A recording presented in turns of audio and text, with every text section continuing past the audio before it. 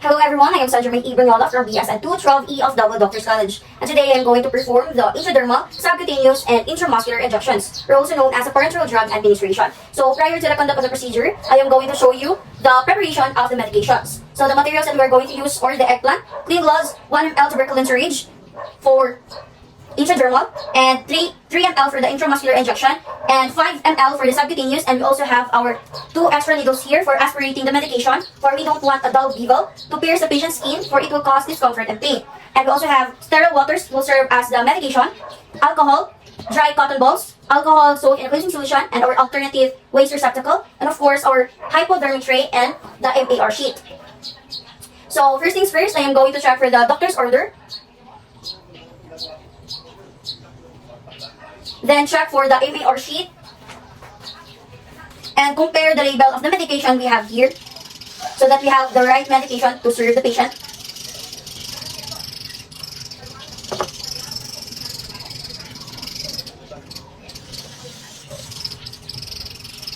And after that, I am going to perform hand hygiene to deter the spread of the microorganisms as well as to protect myself and the patient.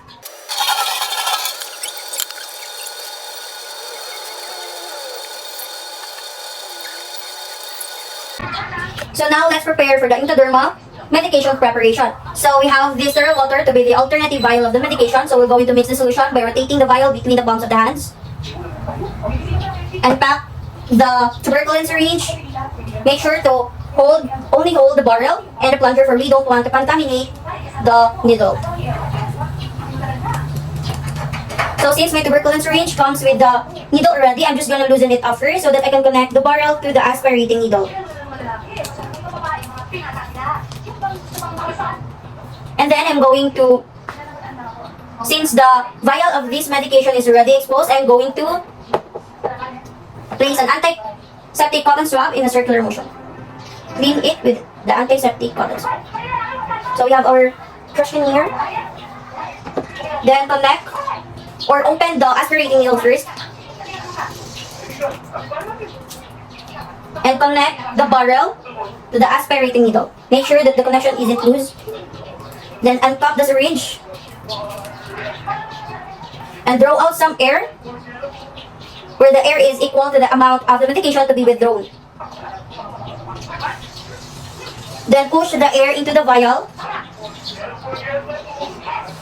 to prevent a vacuum from forming. So if the air is too little, then the medication will be harder to withdraw. And if the medication, or if the air is too much, the medication might be pushed out from the syringe.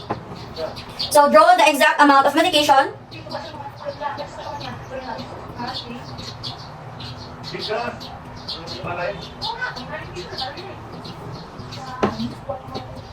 If you see air bubbles, lightly tap the barrel to expel the air bubbles. Then remove the aspirating needle.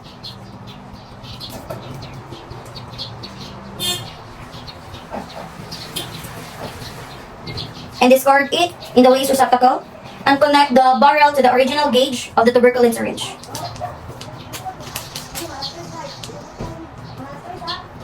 Make sure that the connection isn't loose. Then place the syringe in the hypodermic tray. Prior to performing the procedure, verifying client's identity and introducing self is done to ensure that the client receives the right medication. Hello ma'am, good morning. I am Sandra May Ibranola, your centers for today. Kindly please state your complete name. This is Diana London. Your birthday and civil status, please. 116,4 single. Okay, thank you very much, ma'am. But before we proceed, may I ask what should I call you? Diana. Okay. So, I'm going to explain the procedure to the language that the patient understands. Okay, ma'am Diana, ang gagawin po natin is ang penicillin test. Ito po ay para malaman kung may allergic reaction po ba kayo sa gamot na ito.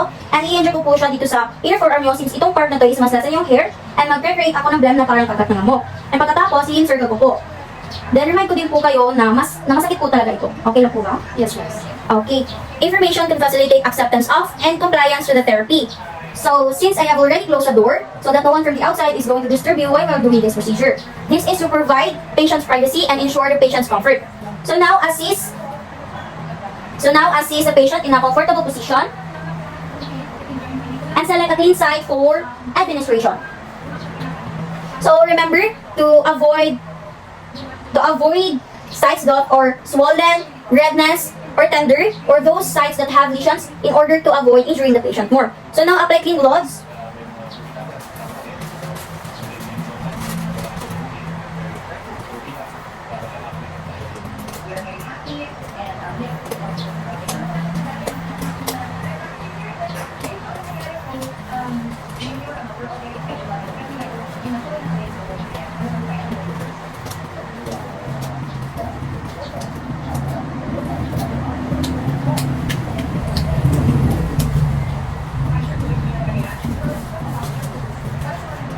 And then cleanse the injection site with the antiseptic cotton swab.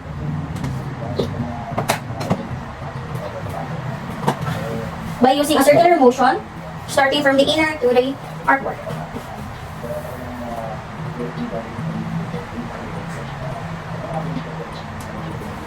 We have our trash can here.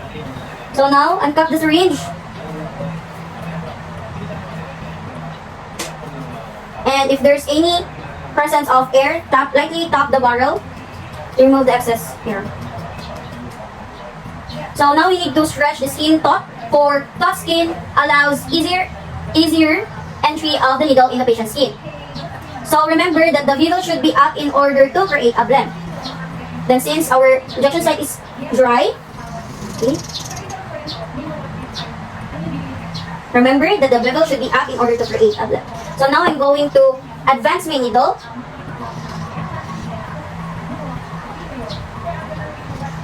Then advance the needle and slowly push the medication until a blem will form. A blem is an indication that the medication has entered and correctly placed in the dermis.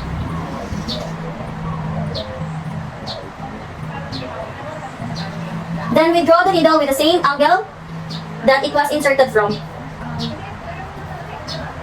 Then discard the syringe and the needle in the waste receptacle.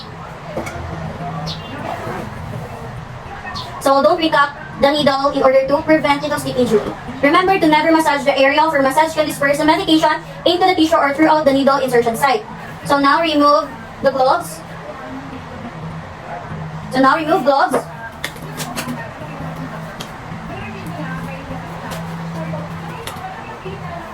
We have our trash can here and perform hand hygiene.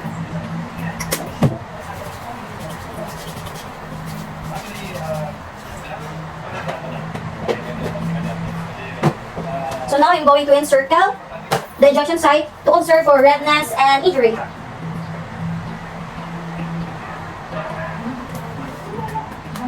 So document the time given, the route, and medication.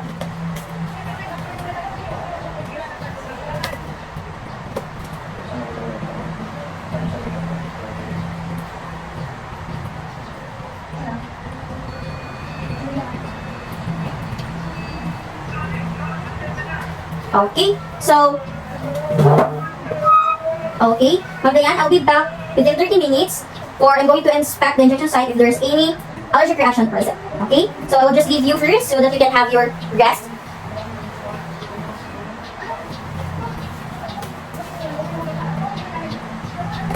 Okay, hello ma'am. I will just inspect for the injection site if there's any allergic reaction, okay? Did you massage the area? Go nurse. Okay, very clean. Okay, so now let's proceed to the subcutaneous injection. So first things first, I'm going to check for the doctor's order.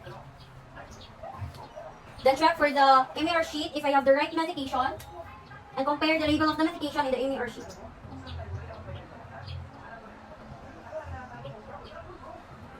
Then after that, I am going to perform the hand hygiene in order to deter the spread of microorganisms, as well as to protect myself and the patient.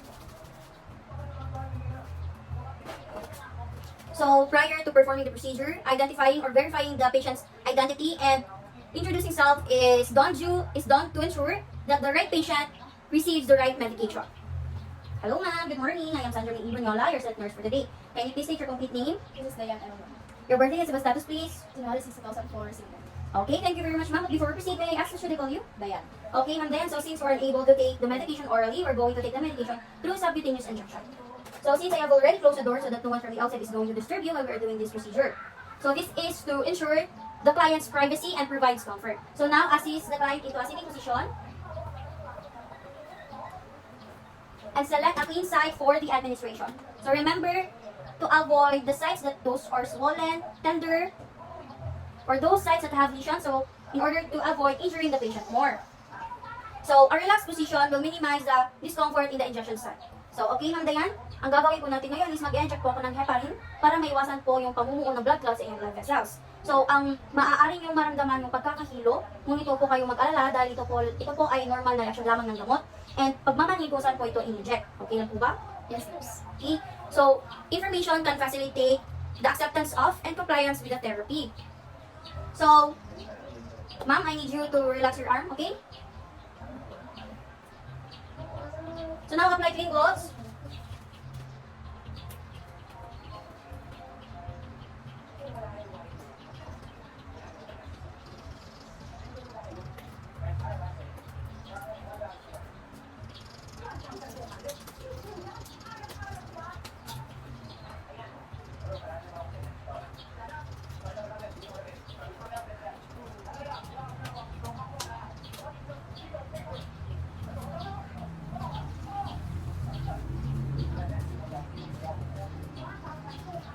Then clean the injection site with the antiseptic cotton swab, starting using circular motion starting from the inner to the outward. So we have our trash can here. So now place one cotton swab between the third and fourth finger of the non-dominant hand. Then remove the needle cap of the syringe. Start syringe from upwards to prevent contaminating the needle. So if the needle is contaminated with anything, the needle will become contaminated if it touches anything, but the inside of the cup is still sterile. So hold the syringe with the thumb and forefinger, like this, like you're holding a dart, but in an upward angle to create the 45-degree angle. So using the non-dominant hand, pinch the skin of the site or insert the needle using the upward angle, and slowly inject the medication. So, since the needle is inserted, move your dominant hand in the plunger and place your non-dominant hand in the barrel and to create a steady push. Then push the medication onto the patient's arm.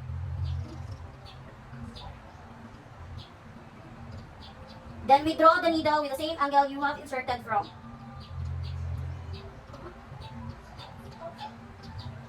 Quickly and smoothly. Okay, so discard the syringe and the needle in the waste receptacle and don't recap the needle so to prevent needle stick injury. So for proper disposal of the syringe, it will protect the nurse and the other people from injury and contamination. So, okay, I need you to hold this now. And I'll let you have it. Then remove gloves.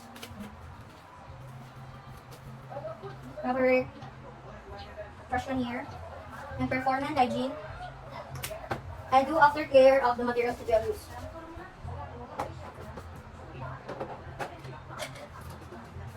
Then don't forget to document the time, the route, and the medication that are given to the client.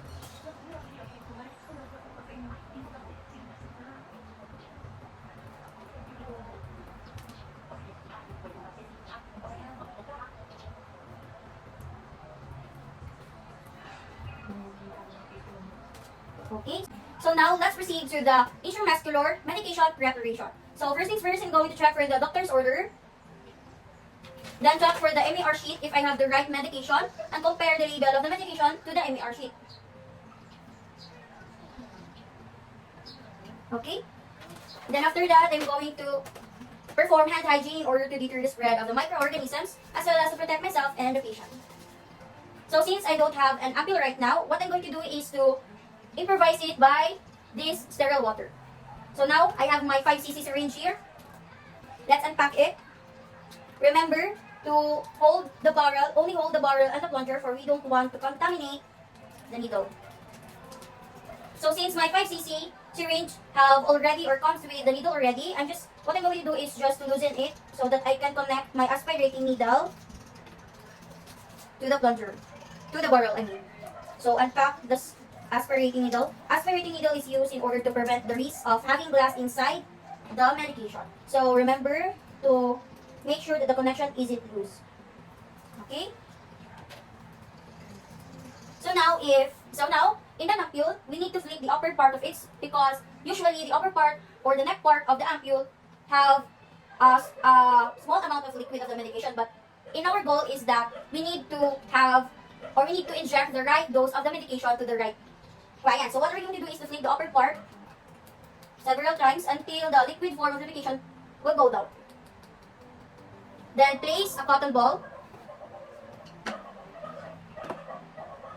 between your fingers and the neck of the ampule and break the neck of the ampule away from you and from the others.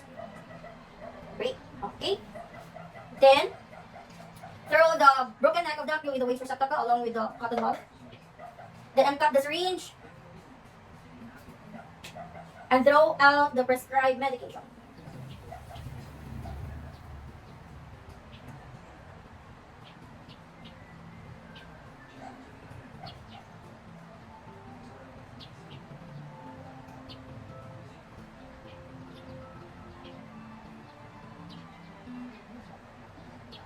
Okay. Then we cup the needle so that we're able to get the aspirating needle in order to connect the right gauge of our needle.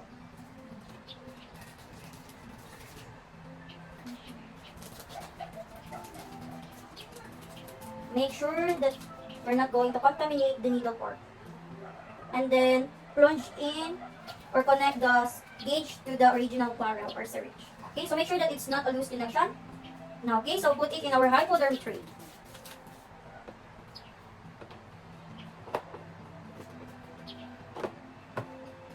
Okay. So prior to performing the procedure, verifying client's identity and introducing self is done to ensure that the right client receive the right medication. Hello ma'am, good morning. I am Sandra May Ibanyola, your centers for today. Kindly please state your complete name. Princess Diane Aralon. Your birthday and civil status, please. January 6, 2004, single. Okay, thank you very much, ma'am. But before we proceed, may I ask, what should I call you? Diane. Okay, ma'am Diane. So since I have already closed the door so that no one from the outside could disturb you while we are doing the procedure. So this is to ensure patient's privacy and comfort. So now let's position the client in a sitting position and select a site for the administration. So upper right positioning promotes relaxation on the target muscle. So I'm going to explain the procedure to the client or to the language that the client understand. Okay, ma'am Diane, ang gagawin po natin ngayon is mag-administer or mag-inject po ako ng medication nyo na pinescribe ng doktor nyo po. And ang medication po na pinescribe is yung cortisone. Ito po ay para matulungan kayo sa tendinitis. Okay lang po ba? Yes, nurse. Okay, so information can facilitate acceptance of and compliance in the therapy. So now, select a clean site for administration, and if ever this site or that site is frequent from injections, then avoid using the same site twice in a row. So this is reduce the discomfort from intramuscular injection. So now, remember to avoid the sites that are swollen, tender, or the sites that have lesions on it so that we can avoid injuring the patient more. So now, we're going to apply clean gloves.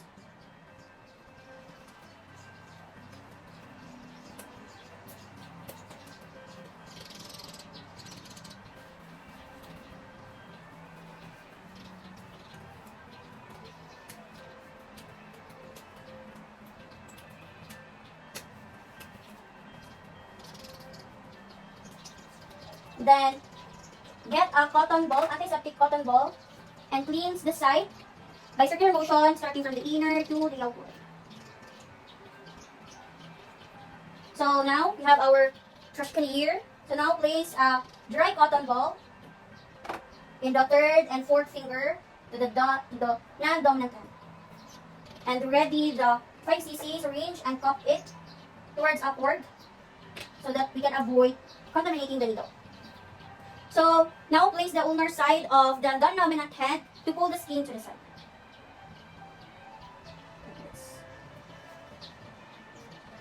Pulling the skin and subcutaneous tissue or pinching the muscle makes it firmer and facilitate injection or needle insertion. So hold the barrel of the syringe or with the dominant hand, pierce the muscle quickly at the 90 degrees angle to the skin. For using a quick motion will help lessen the client's discomfort.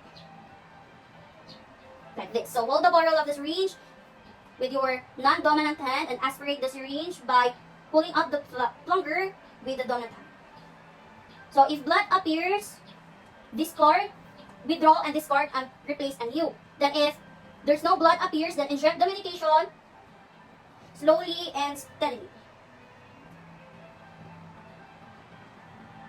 Then withdraw the needle with the same angle we inserted from. Then apply gentle pressure with a dry cotton ball. For use of an alcohol swab may cause pain or burning sensation. Then discard the syringe in the receptacle, waste receptacle, so don't break up the needle to avoid needle-stick injuries. Okay, Magayan, can you do this? Hold that, please. So now discard gloves and perform hand hygiene. We have our freshman here. Perform hand hygiene.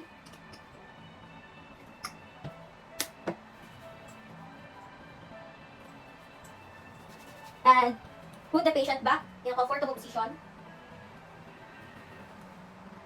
And don't forget to do an aftercare of the materials.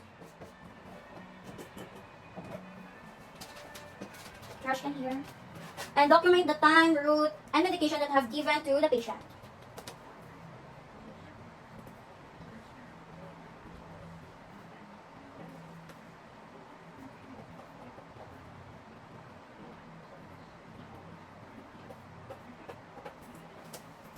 Okay, so how are you feeling, ma'am? Good nurse. Okay, so if you have any questions or clarifications that you want to address? No nurse. Okay,